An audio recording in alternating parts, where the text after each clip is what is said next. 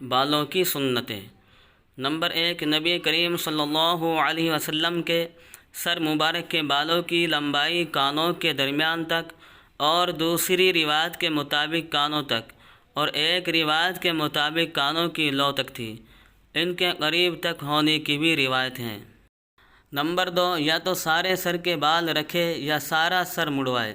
ایک حصے کے بال رکھنا اور ایک حصے کا مڑوانا یا ترشوانا فعل حرام ہے۔ اللہ تعالی ہر مسلمان کو اس سے بچائے۔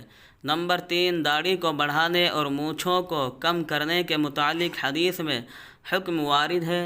داڑھی یک مشت کم کتروانے اور مڑوانے کو حرام فرمایا گیا ہے۔ نمبر 4، مونچھوں کو کترنے میں مبالغہ کرنا سنت ہے۔ نمبر 5، زیر ناف بغل اور ناک کے بال اگر 40 روز گزر جائے اور صفائی نہ کرے تو گنہگار ہوگا۔ نمبر 6، بالوں کو دھونا، تیل لگانا اور کنگھا کرنا مسنون ہے، لیکن ایک آدھ دن بیچ میں چھوڑ دینا چاہیے۔